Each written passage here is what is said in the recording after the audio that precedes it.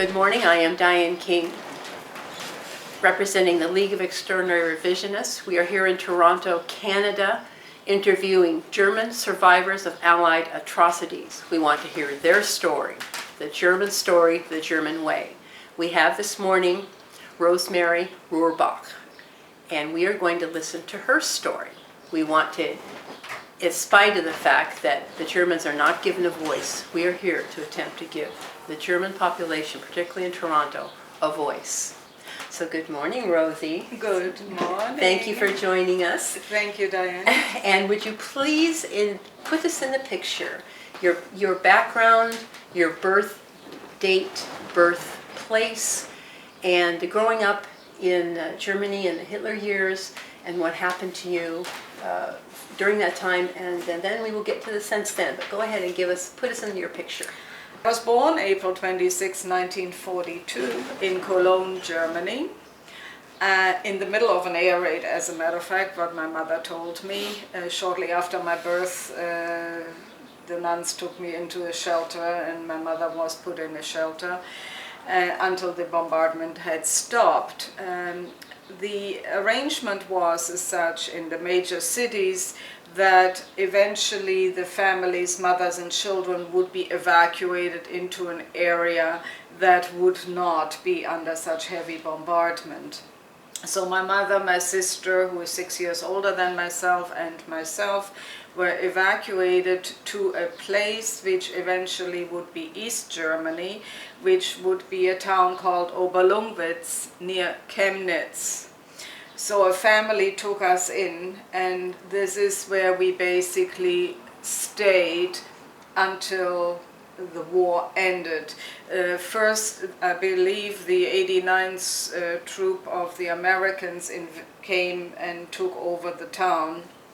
And from what my sister told me at one time, because one of the American airplanes had been shot down close by, one of the American soldiers was flipping, and he lined us all up against the wall and was going to shoot us all, like we all stood. That's what my sister told me, because I would be too small. But and the daughter of the family that took us in, she knew the American, one of the higher officials, and basically this young man that had lost it and wanted to kill us all was reprimanded, and everything that he took from us, he had to hand back. So after the Americans left, they handed it over to the Russians. So since you were in the Soviet zone, or what would eventually it became the right. Soviet zone. Right. So the war ended in May, and we were put in a camp until October 1945, until the Russians decided to release us. My memories of the camp were very sort of scarce. I only remember having to walk forever and ever and ever with things that I couldn't carry anymore, and crying, and my mother was carrying the whole burden until we got to this particular camp, where we were all stripped and sprayed with DDT for fleas and lice. We all had fleas, lice, worms, you name it, forever and ever. The food I remember was, we were sitting on rough horse blankets, and we had a substitute of coffee, at least something hot, which was made out of a malt beverage, and we had brown sugar and totally stale hard bread. So you basically would dip the bread in the hot whatever and in the sugar. So I remember that. Now in October 45, when the Russians eventually opened the gates and said, okay, those people can go back to their hometown, I remember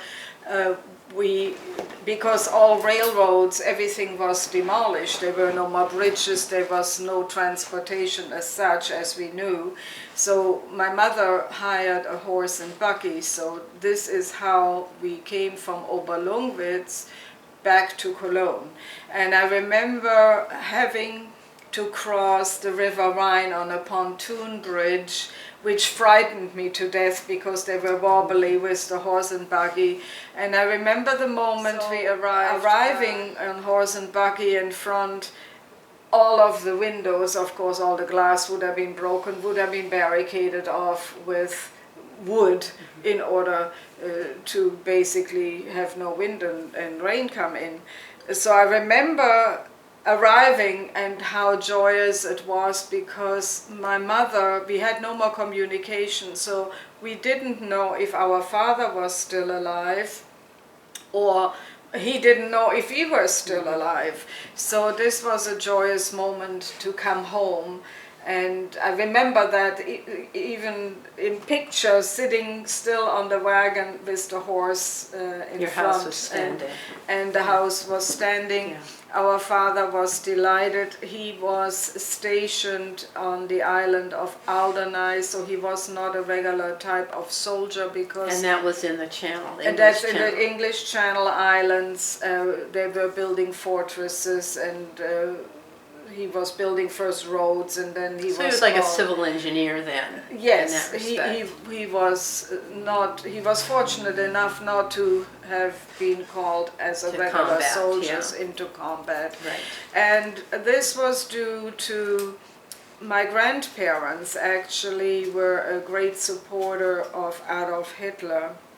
And what my half-brother, who is 14 years older than I am, told me is every time on Hitler's birthday, on the 20th of April, my grandfather would have the big picture of him in a flag and all the flags and flowers all over in front of the house. But I don't remember that, of course. That was probably normal to you. From my brother and Right. sister, of course, they are older than If I I am. may ask you in that regard, since you kind of provided a springboard, I realized you were too young to really understand what was going on in Germany, but your family obviously told you. What was it like to be living during that time? I mean, before the bombing and so on, when Hitler came to power? Again, you weren't even born yet, but what they told you, what was it like for in the Hitler years? Well, from what my mother said, those were the best years of her life. I mean, in the early 30s, there was unemployment, there was nothing. My mother got married on August 4th, 1934, so this was still sort of on the pivot of the bad Right. years and the hunger years. She had already gone through the First World War. She was born in 1907, and so basically for her, this upswing when Hitler came to power, when he basically got away from the money cartel that controlled the world and said, okay, we work on the merit of the people and put pride back into the people that have been devastated, especially after the Versailles Treaty. Right. And, you know, forced Germany into the knees. Of course, when later on, like when we came back to Cologne, Cologne was then occupied by the Brits. Cologne was, other than the cathedral, we were just all in ruins. I remember just as a child playing in ruins, where later on they found live bombs and we dug into holes and whatever. Yeah. And, you know, you wouldn't even think of all of the horror stories. I started school in 1948. And it wasn't a day that went by when the alarm wouldn't go off, when they found another bomb that hadn't exploded, when they started rebuilding and digging up through all of the rubble. I mean, this was something, you know, you don't think of as a child. So you play in ruins, and this is your life, because you don't know any different. The sad thing, of course, is that it was forbidden to actually teach German history in school. And it's hard to believe, because Carl, my friend, he said, how come you grew up there and you didn't know about the history? I said, because he came over as a young boy. He never experienced it. It was forbidden to in Germany. In Germany Yeah. It was forbidden to teach German history. I remember my mom was so petrified. She had a huge book, I used to flip through it. It was called Raubstadt England. That means pilfering country England, where on the front they had all the flotillas of all of their ships when they conquered the world. And my mom was so petrified that if they would find it, she would be in trouble or whatever. She burned this whole thing because the Brits were actually quite strict in regards that this is basically what I look back when the Umerziehung, what they call, is when the history started to be reversed and the good things, re-education that was rewritten. So basically we were not allowed to learn anything. So thanks to Karen and my second husband, who was also Sudeten German, I got to know the history of all the lies that have been sort of told for the last 70 years and the fear of being German. I remember in '59 working for a Jewish clothing manufacturer, and it was an Austrian lady that got me the job through my brother. She was a customer of my brother. He was here 3 years before me in Canada. And we on the streetcar, and of course I couldn't speak any English, so I'm talking German, of course, to this Austrian woman, Lily. And this man sitting on a single seat near the window, he looks up and I said to Lily, I said, he keeps looking at us, like I'm German, he keeps looking at us, I wonder if he understands what we are saying. And then he blasted me and he said, of course I understand what you're saying, I was in a concentration camp for years. So I'm in a total state of shock, because what the heck is he talking about? So then, of course, I'm jumping forward. No, that's it. You brought up a good point before you continue. When you were, when you finally became aware, or your family was telling you what was going on in Germany, had you heard any rumors about rounding up of Jews or mistreatment of Jews? Or never. As a matter of fact, I have to tell you a story.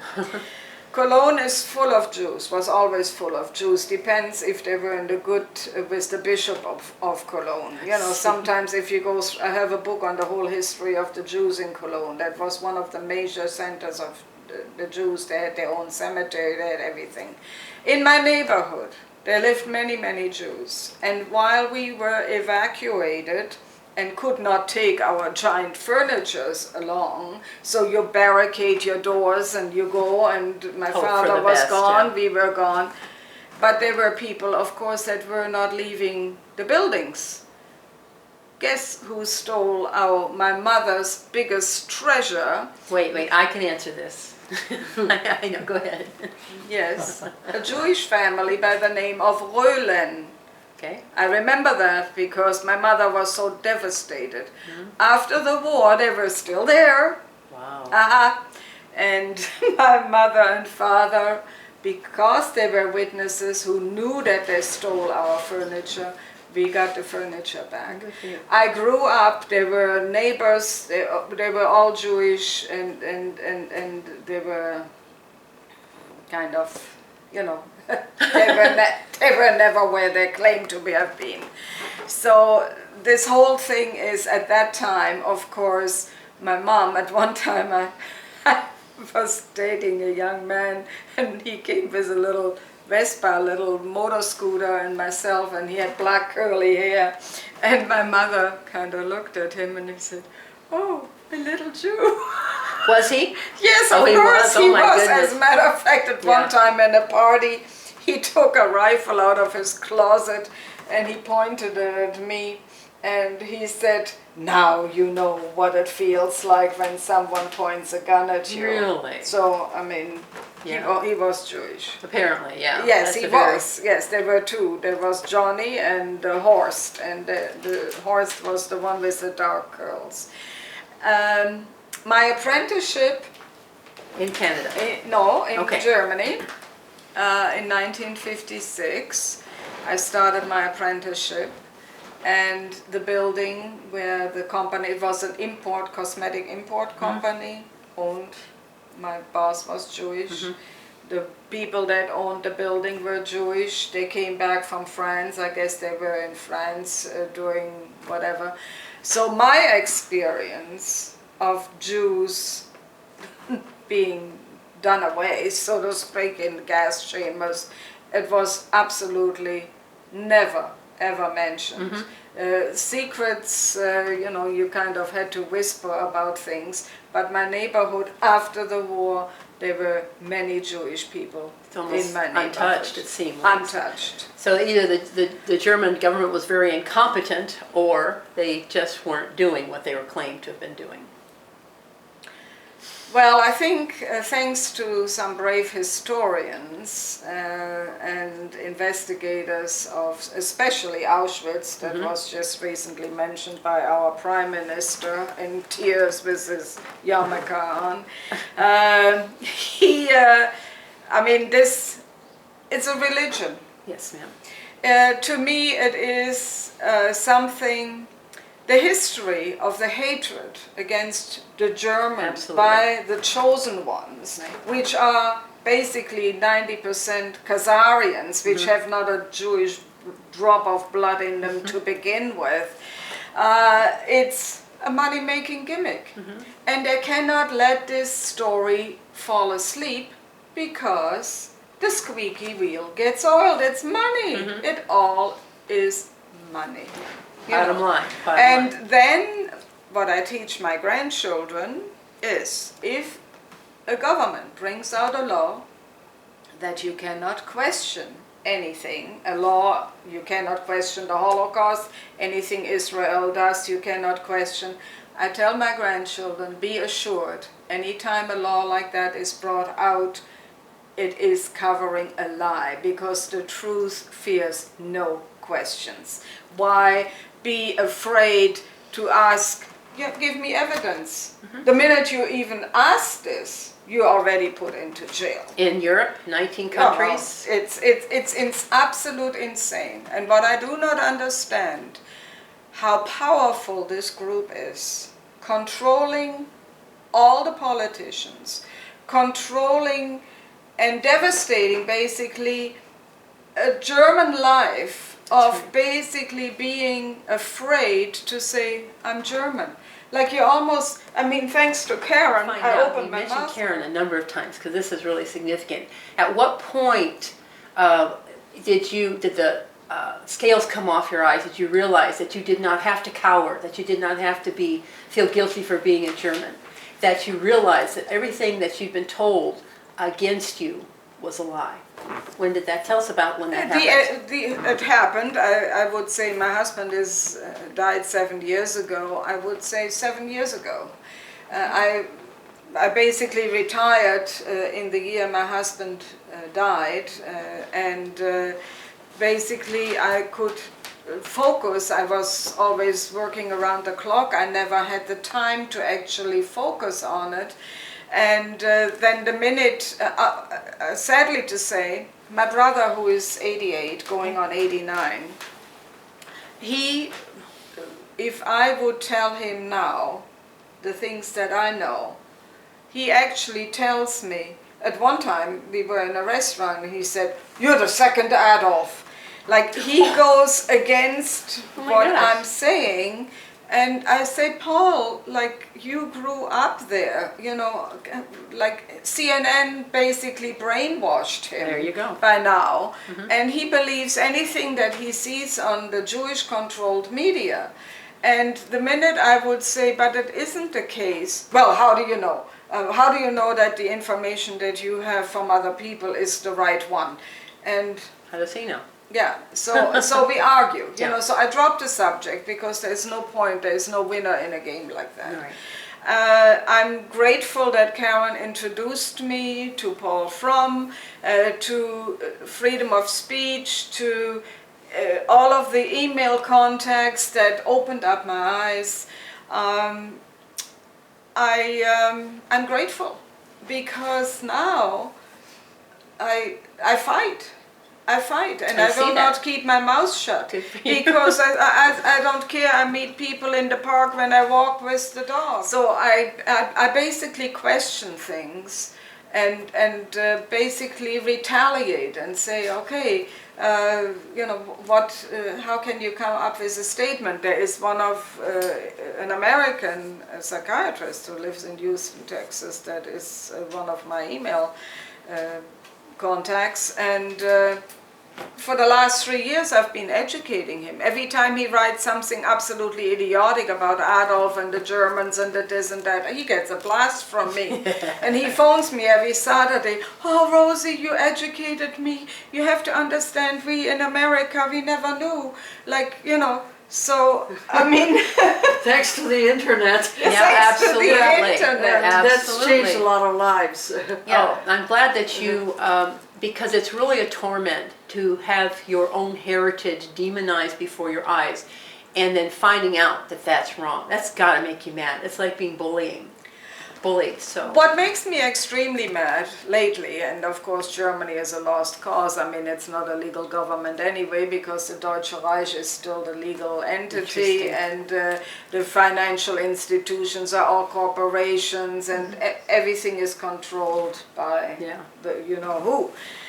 And the thing that upsets me most is everywhere you read the Nazis and the fascists. yeah, I know. I've had a flippin' fit and write even to Germany, to a German guy in Berlin, and I said, I'm sick and tired.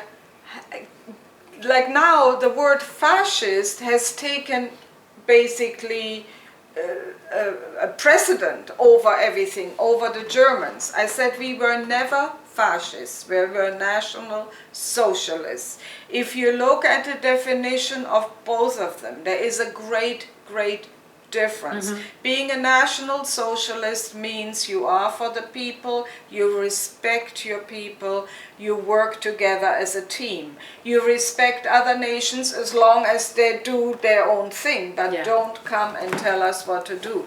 A fascist like Franco or Mussolini have totally different principles. But now, to suit the chosen ones, the Nazis and fascists are now... It's an interchangeable term. Yes, Big it's basically blinding definition. the masses that have no brain and just say, oh yeah, listen to that. That's how the National Socialists are being portrayed. That Hitler is this demonic, this demagogue who wants to conquer the world. Again, that's wrong. And that he is going to step over everybody in every country to do it. That was the propaganda that was fed to Americans that helped to keep the war going.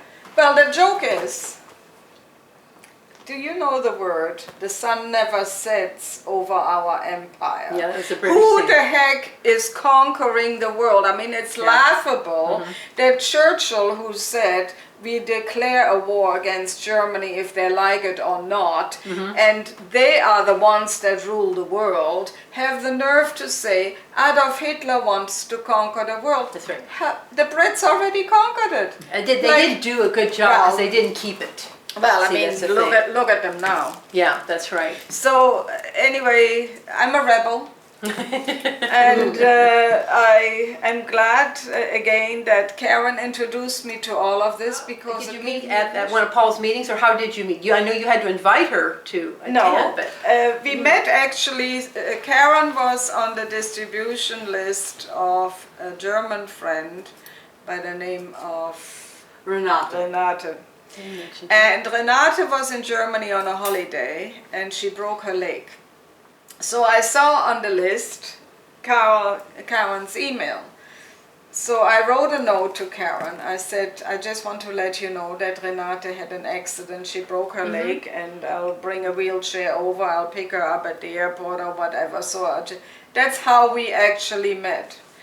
And That was interesting. And then of course we met, and then one thing led to the next, and then I got educated. you started talking, and you realized that you had a friendly, a kind of a kinship almost. Yes, I mean, I looked at Karen's sad story, and basically, when I started going with her to Paul Fromm's meetings, and saying, there's so many other people that have a common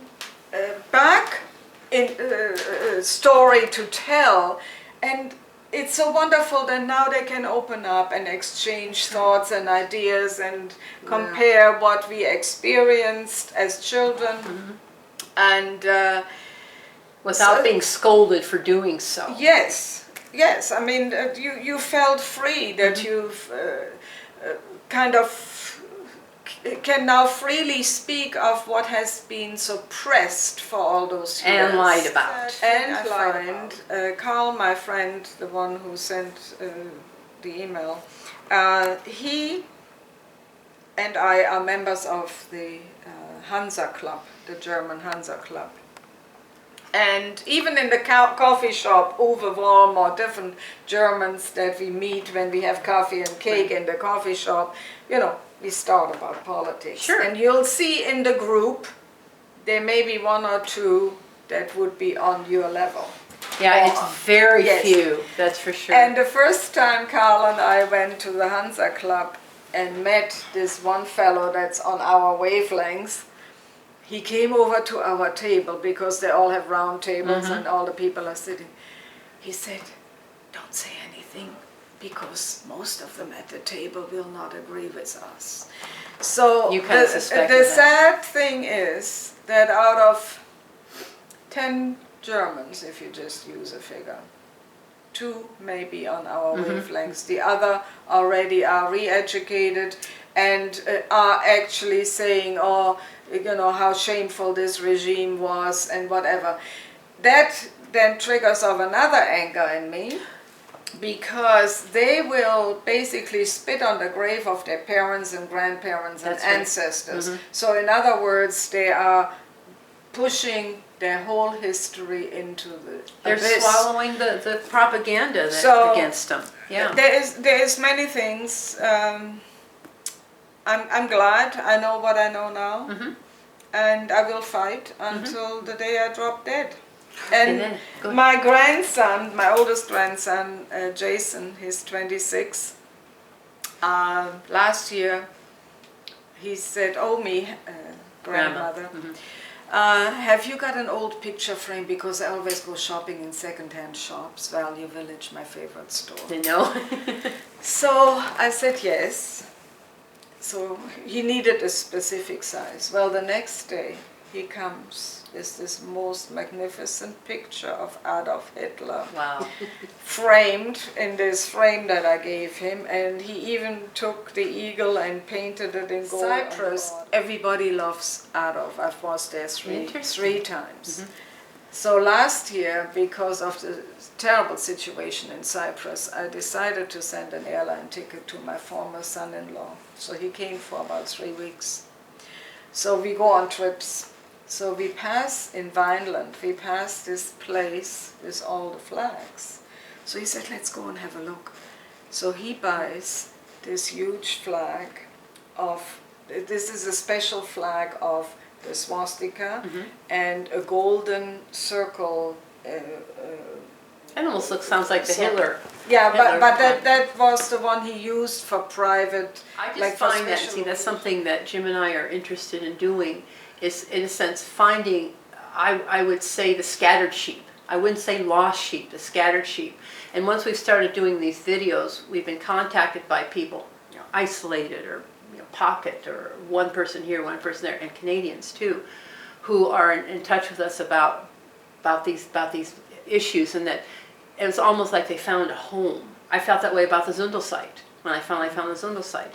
There's got to be a place where we can kind of at least keep up with each other, because it's like guerrilla warfare. You can't do it the normal way. The media is controlled. The narrative is not only controlled but changed to accommodate the revisionists. Find that this is a bogus. They've proven it's bogus. Now they got to change as you say, the chosen ones. The Holocaust lobby, the Holocaust lobby has to change their narrative to adapt to the new proven. And they create new documents. They create new witnesses, and then all of a sudden they've got a new narrative that sounds real, but you know that's fabricated because they can't handle the new findings that the revisionists have disproven. They can't keep up with us, and the stuff they come up with is bogus. There's now bins of Cyclone B outside of the camp buildings. You ever hear about those? Yeah. Bins of the bins? Well, not on the They roofs. showed a pile of rubble, and they said those were the gas chambers that the Germans blew up at the end of the war. See the pile of rubble that proves it, right? And this is the first time I'd ever heard about that the Germans had done that. I've been following some of the Holocaust story, and this has never appeared before. You can add that to the blood spurting out of the ground and the different color of smoke, depending on who's being burned in the I just crematorium. remembered why I wanted to interject was, Rosie, you alluded to the fact that when we first came over here, we quickly assimilated into the society, learned English quickly, and pretended that you weren't we German were or like something? the Canadians, so to speak. In my case, it was I was affected by the negativity that had been portrayed on the German people, that we were such evil people and we had come from this evil regime. So I pretended to, I wasn't part of it, and didn't let on that I was German for the longest time. Until in later years, once my family was growing up, I had more time to research a little bit about the history that I come from, which was held from me.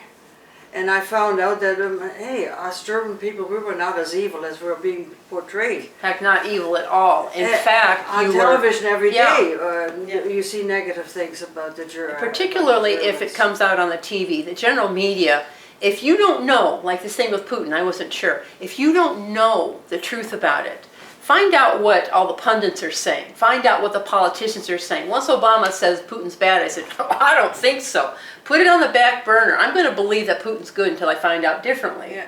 Because he said he was bad. Yeah. So the ones who claim to be experts know nothing. I mean, their ignorance is their main character. Part of the propaganda. Yeah, then you believe the opposite, and then if you find out. So I found out that I was right to take that position.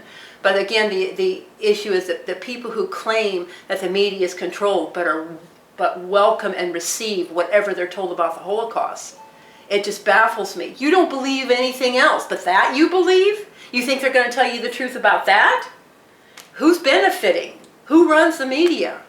Well, you were talking about, we were talking about earlier about the Jews in Germany, about how Jim referred to the carpetbaggers, which is typical in the South. You have a devastated area, so the Jews come in, buy up all the property, and which explains partly why when Hitler came to Berlin to recruit National Socialists, there were like, 100? There were 250,000 communists. The place was a dump, and that's apologies to dumps, because this place is really bad. Okay, so now Hitler comes to power, the rats leave, luckily they came to the United States and Canada, but a number of the Jews still remained in Germany. So we were talking about the transfer agreement, about how they had the opportunity to leave during the 30s, how the Zionists and Hitler had one goal, was to get the Jews out of Europe and to form Palestine. And so we were talking about that. I don't know how much of that you're aware of. And a lot of Jews, 400,000 Jews left Europe. I think, well, that doesn't leave a whole lot in the Reich. If you get that many out of Germany, there was a there's not many left. 16-year-old girl in California that wrote an essay and questioned how many were there before, how many were supposed to have been gassed, and of course we know from the 1913 and 15 newspapers, 6 million have suffered, 6 million, that figure 6 million seems to be it has to how stay this there. Holocaust industry is. Anyone that comes up with a phony story, as long as it's a story, even if it's phony, it's going to keep the ball rolling. So he then, of course, goes and says he personally helped rescue X number of Jews out of Denmark. He was invited, he is a personal friend of Jeb Bush, so he was invited to the White House and honored. He was invited in Denmark and be honored. I said, are those people out of their cotton picking tree? He is born in 1930, 3. So how could they even believe that a little kid would Russian. have rescued all the Jews and by a boat, and the boat then was brought to St. Petersburg and refurbished, and this is now in the Holocaust Museum because this is the boat that this young Danish guy has rescued so many Jews away from the Nazis. I mean, He was Grimm's, old enough to do this. yeah, no, of course not. He was a Grimm's child. fairy tales are nothing. I think I believe that more than I believe that kind of a story. So a friend of ours, where my husband comes once a year with his Jewish girlfriend and stays for a month with this mutual friend of ours. He's Italian, Giulio. And he said, oh, the newspaper wanted to interview. I said, Giulio, it's all bullshit what he is talking about. He only wants to glorify himself about, I am, really something. And he said, yes, the newspaper, when they started interviewing him, the interview never materialized. Because when they started questioning him, they realized, what the heck is this guy telling us, But his Jewish girlfriend, when, of course, she knows my attitude about Jews and Holocaust and whatever, she is totally devastated. And I know from my daughter-in-law that she said, oh, Helen is all upset because you don't believe in the Holocaust. And I said, well, of course I don't believe in the Holocaust because it's a story that was invented. None of the historical books of Churchill and Eisenhower printed, I have them at home in 1948. There is no mention of any gas chambers or extermination. Anything. None is mentioned in any of the historical books. So it's something that if eventually, how can we extrude money out of the Germans and make them feel guilty? And better still, the gullible U.S., the slavish British, the brain-dead French, then you can add the other EU countries in that regard, yeah. So the hatred goes on and on. Yeah. Yeah, it has to, because now it's funding a country. All this money went to Israel to get that started. They are underpinned by Western money, and that's based on the power of the Holocaust. So Germany became a power to be reckoned with.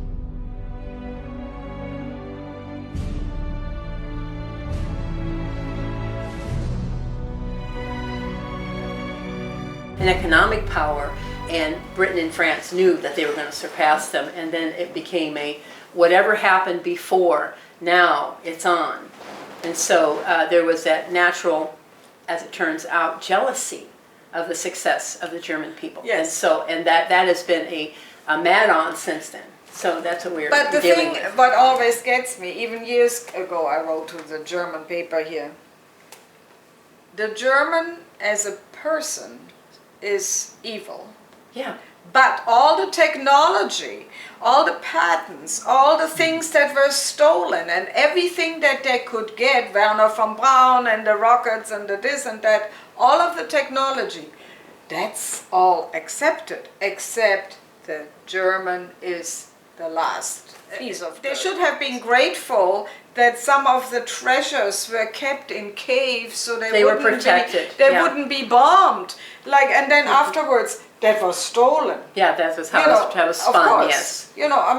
Everything the German has done is evil. The thing is, everything that the Germans been accused of, stories that you've told, Karen, stories that Reese told, I thought, that's what the Russians have accused the Germans of doing, nailing people up to the barn.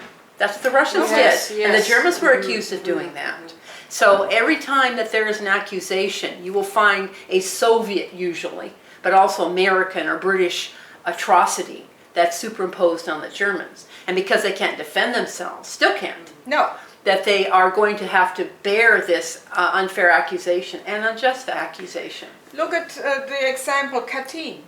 Oh my goodness. 20,000 Polish officers murdered by the Germans. Yeah, they were blamed for it. And a few years ago, there was a little tiny newspaper article, now the Russians have done it. Yes. Well, I think was it not also mentioned at the Nuremberg trials? That was one of the reasons they were being accused. Katyn was Yeah. a German yeah. Atrocity.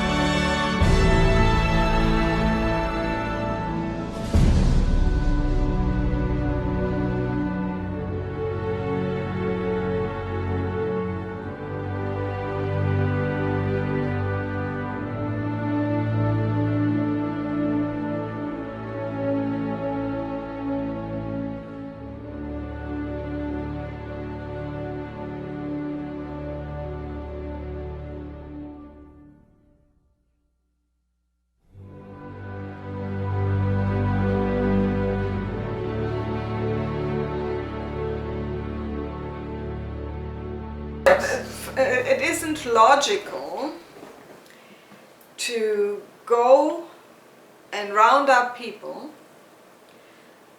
and waste the ink to tattoo a number in there if you're planning to do them in, so to speak. Right. I mean, then you might as well don't even bother loading them up. Don't haul them to Poland. Don't haul them wherever. Of course, they were the enemy because in 1933 Judea declared war against Germany. So naturally, within your own country, if you want to save your country, you will say to this enemy, please leave, we don't want you here. You're a danger to us. Because you are a danger to us. That's right. So it was first the Americans. So then the divide came. That's what I'm talking towards about. the end. Yeah, the divide. They then decided we're going to give it to the Russians. Right. So they withdrew, and the Russian army came, the Mongols and everybody Right. that stole my teddy bear, they stole everything, the clocks, they stole the cameras, they stole everything they could get their hands on. Wasn't nailed down. So then we had to flee. We had to leave from there. So then we went from Oberlungwitz But what was going on And behind you? the evidence was overwhelming. I mean, these people, when you expel 17 million people, that's a lot of people. Yeah, that's right. It's going to be kind of obvious. You can't hide that, eh? No, it's So- just that you don't know what's going on behind you. I understand the Soviets caught up with a lot of the refugees, and that was really bad when they were catching up in their advance. Well, of course, well- I mean the rape and Yeah, torture at was that time, horrible. the expellee thing came after the war, but people were still fleeing from the east. Yeah. The thing, in our class were many children also which had flown from the east. Yeah.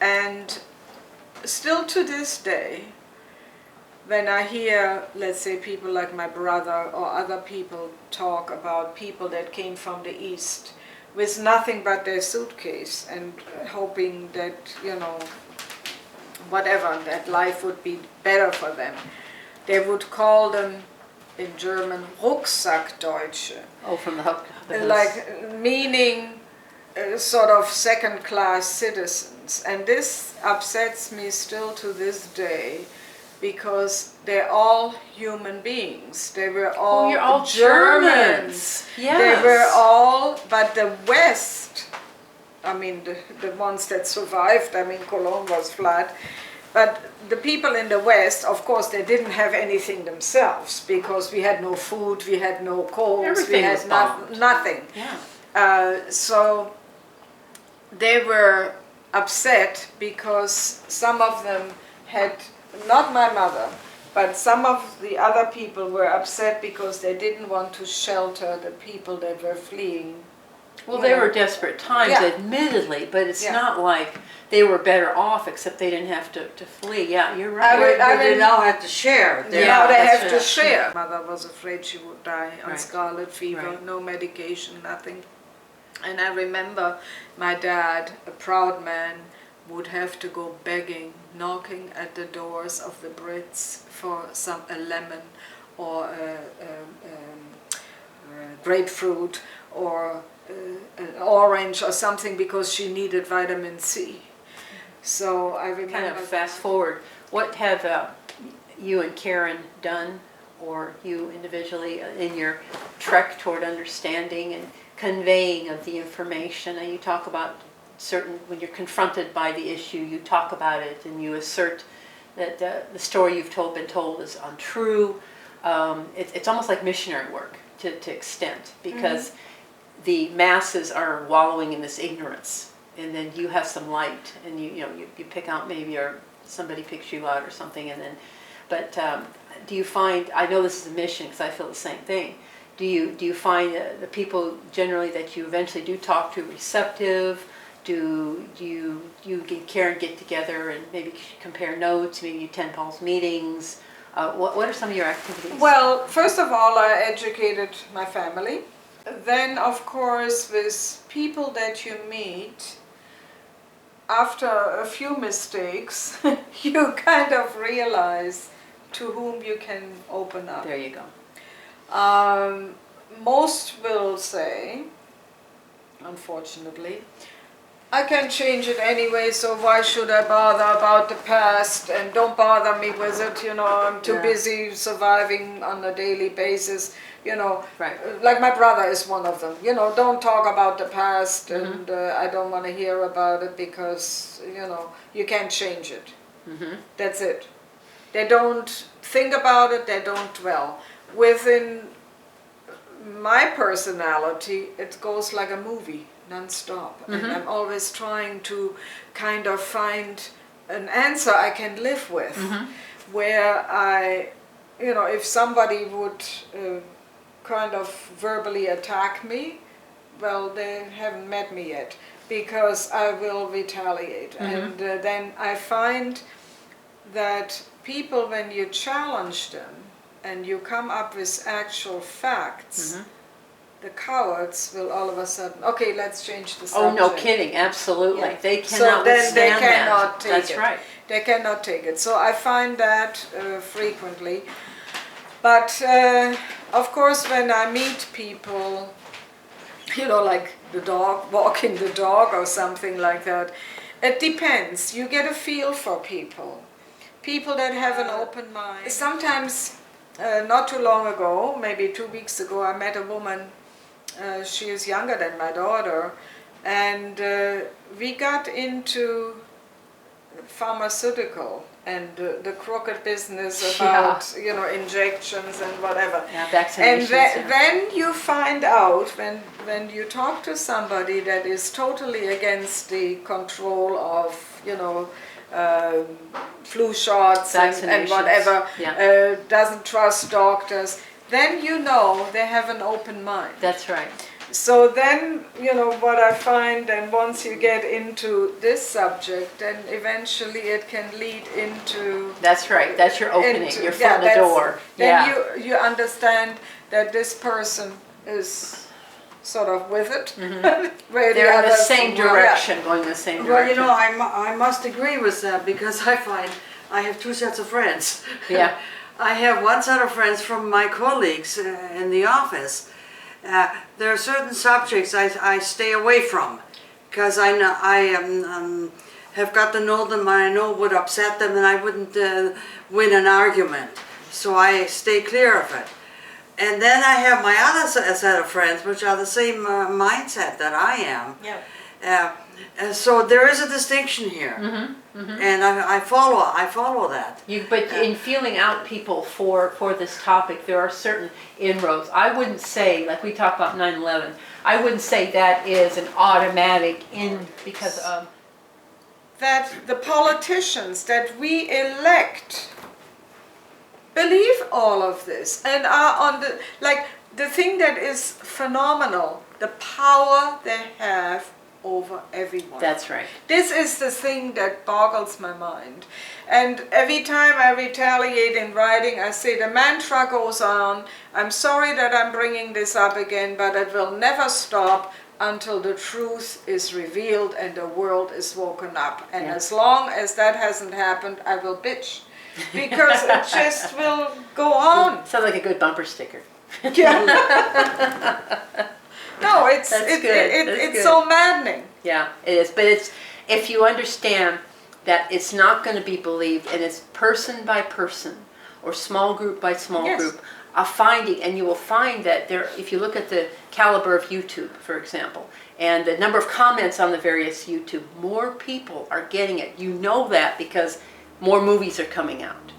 They're attempting to counter the effect that we may be having with more propaganda, more sanctions, New Yes. propaganda. more laws. Yeah, New yeah. propaganda. Because they're afraid. That's right, they're afraid. Their Yeah. gravy train is slowing Yes, down a bit. yes. Yeah. I mean, you can turn on the History Channel, you can, National Geographic, you can turn on anything.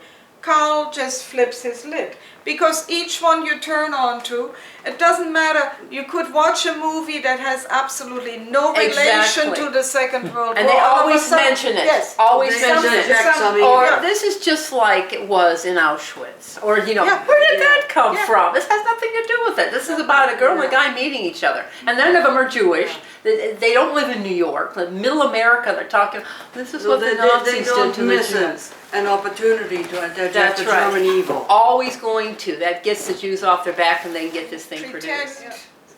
that I'm somebody that I'm not. Yeah. No way. The people who tell you don't think about the past, don't you believe that they don't think about the past? They're probably haunted by it constantly. Well- And then you're reminding them of what they should be doing. Yeah, but I think, Diane, a lot of them are so brainwashed that they actually believe that. You know what happens if they didn't? Do you know what happens to them? Their whole life changes. They might lose their business, their family might push them out. They've all, you all have suffered enough. And so there are two choices. You can embrace the truth that you found out, because that's the epiphany, or you return to your ignorance. A lot of them choose to return to the ignorance. Well, of course. It's safer. Of course it's safer. But in regard to your efforts concerning educating people about the German plight, Yes. that's something, we're motivated by our faith. Because for me, faith and truth are like this. And so as a result of being, in a sense, being led into an unpopular area, all my life, I have had an affinity toward Germans. It wasn't until the end of the century that I realized why and what had happened. That was an epiphany, and it is an unbelievable life changer. So how can you can't go back. So I don't understand how you've informed a lot of Germans. You have, and particularly the ones that react to you the most violently, they get it. I think it's just a matter of time. It's like a seed. You planted a seed, don't give up on it, because it's not over yet.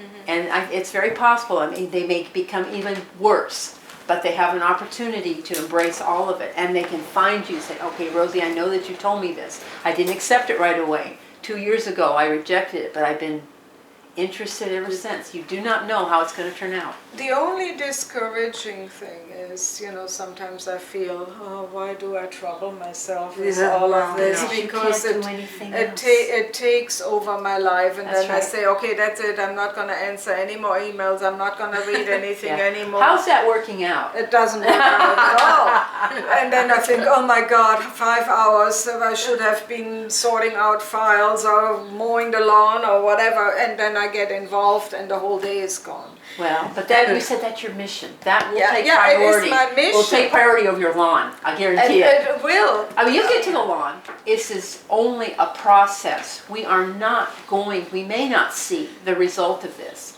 but you're rescuing a number of people who've been tossed out of the boat, to use that metaphor. You're trying to bring as many back in as you can, and you can only do those that you reach. So, And I keep think it up. you have to be honest to yourself. Could I be a hypocrite and look at the mirror and look at myself? I would disrespect myself. You can't I not do what cannot you do. I cannot stop That's right. doing what I'm doing. See, that's what I'm saying. This is Diane King with the League of Extraordinary Revisionists discussing with German survivor of Allied atrocities. Thank you, Rosie, and thank you, Karen, again. You're welcome. And I Beth. hope we speak again on this topic. And it'll probably be Yes. very much the same because I do not expect our narrative to change. Thank Thanks, you. Diane. Thank you Whoever. very much.